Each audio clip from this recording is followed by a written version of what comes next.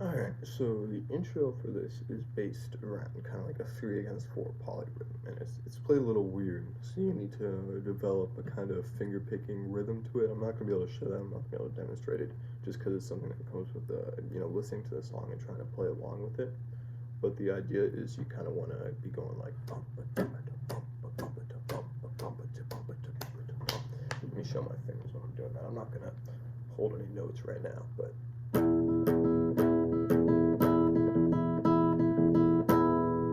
something like that. So the way the intro actually goes, you start up here with G on the E string and G on the other E string, so you're basically just playing the top two notes. You don't even need to worry about the middle ones. And we're just going to play that finger picking rhythm and descend all the way down chromatically. So it's going to sound like this. So you might notice a couple things there. First of all, the timing is a little weird. So while we're moving our fingers at the same time down the neck, you're actually going to hear the top note before you hear the bottom note. So, hear that?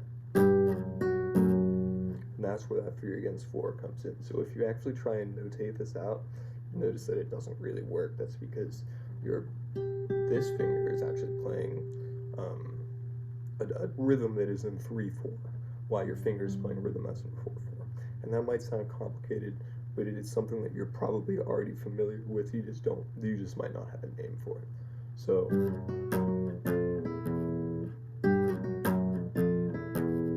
just like that. And there's another little bit here. This isn't nearly as important, and he seems to change it up throughout the song, but he also throws in these two open strings here, B and G, just like as he's descending. So I'll try and play that all together for you now.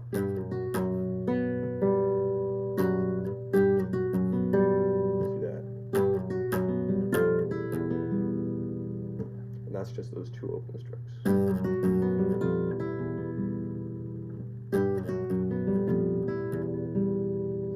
And then what he does is he goes into this like, he's not going in C shape.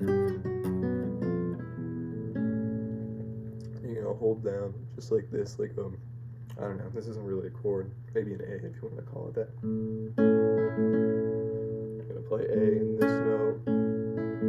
We're going to be doing this whole 3/4 throughout the entire song, so get used to it.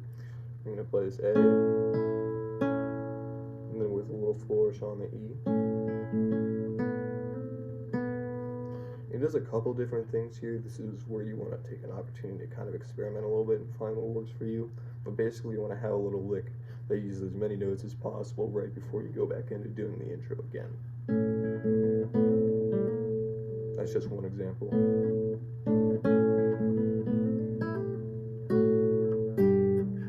So you're just gonna, and we're gonna play the intro one more time. Do this thing again. And then the last time he does the intro, the third time, it goes into like a C shape at the end. So it's, but we're only playing the top two notes of C. We're not even worried about the middle. And we're going to do this open string on G again like this.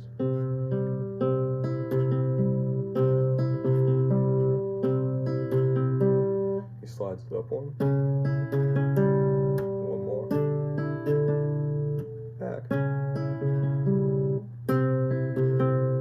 And then he does this little kind of lick to bring us into the chorus, pre-chorus, whatever.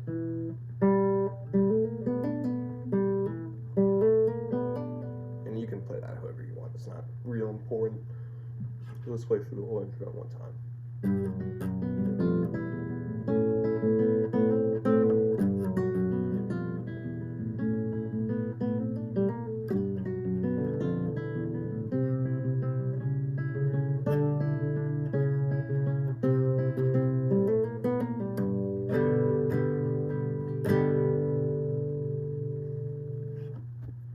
Alright, when it comes to pre-chorus or whatever you want to call it here, these have some weird chords, and I think there's a tab on Ultimate Guitar. It's probably where I learned a lot of this. I know this song for a pretty long time, but yeah, here, I'll just play through it once and I'll try and explain how it goes.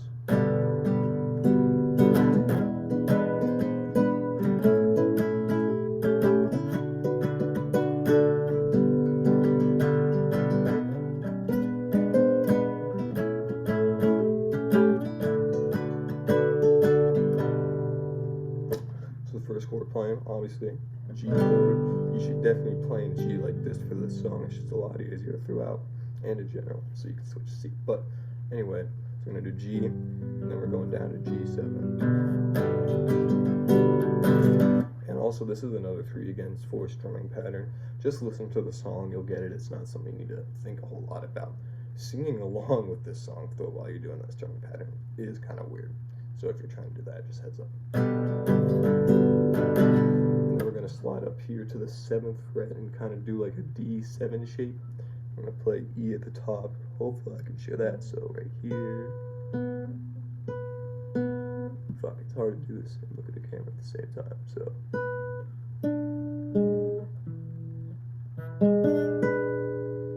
And you can strum all that. You're not actually voicing the B that much, but if you like mute it with your finger, it's not important. So G, G7. I slide up to this, not actually G7, but that's the closest chord I can relate it to.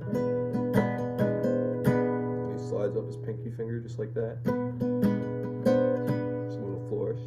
I'm going to go to what is basically an F shape here. And a bar like this with your bottom 2 strings, like you were playing an actual F chord down here. Another little flourish where he uses his pinky right on the 7th fret. And then we're going to go to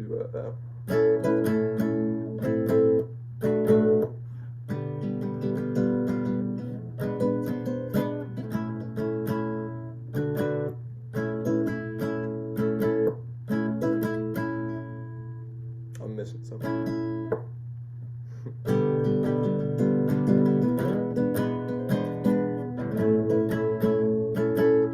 Oh yeah, okay. And then you got to get basically, so you did the little floor, and then you're going to go 1 string up from that, so on the B, and that's kind of like a little bit of dissonance.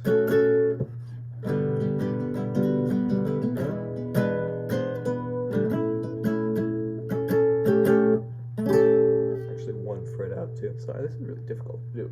Never done this before. Hopefully you can see that. Flourishes aren't necessarily like important. Like if you're just starting out to try and learn these chords, it's going to be really difficult, and these are weird shapes. You get used to it over time, so don't worry about that if it's not something that's really coming through immediately. And then after that, we're going to just bar these bottom 4 strings. Actually, don't bar them because you need to do that right after. So play like this with these 4, barring just all 4 notes on the 7th fret, and then we're going to go like that. And I'm just going to do the whole thing again, except this time, second time play G. Basically what you're doing is you're like playing 1 chord and then playing a variation on the chord, and that's a theme throughout this song. So the first time we're going through the pre-chorus, it goes G.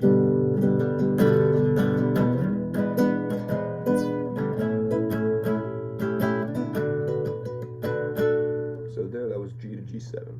The second time it's do it, it's going to go to G diminished, which is not a hard change at all. Instead of going to this, that's the 7th of G, you're just going to go 1 down. And you can hear the dissonance coming out there, it's great. And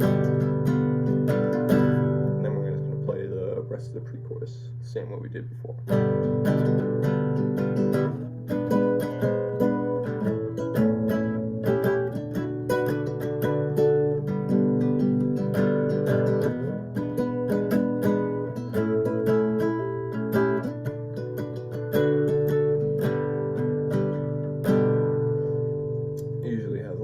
A bar of like just getting back into the rhythm before it starts the verse as well. Alright, so this is the verse. It is by far the easiest part of the song. There's 4 chords and you should probably already know them, so I'm just going to play through it real quick. Maybe you'll be able to identify just from this.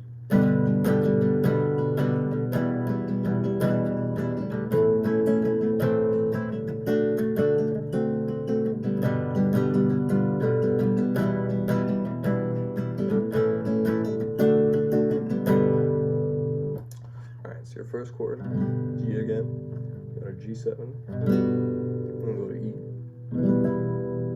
D7. That's on the B string. I'm going to go to A minor, D, D7, and that's what brings us back to G. And then you can put in the diminished here if you want. It's not actually done that way in the song, but I think it sounds pretty good, so I personally do.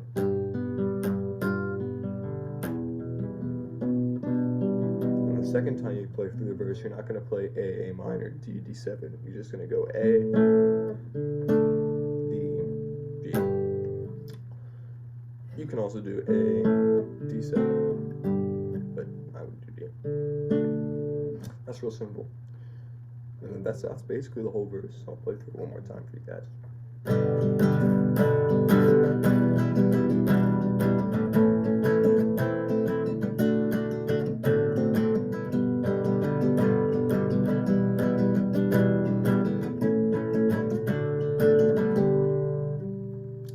After you play the first verse, I think he goes right back into the chorus. And then does another verse. After the second verse, you're going to go back into the intro again, and that's like a really quick transition. That's important you want to get down. So.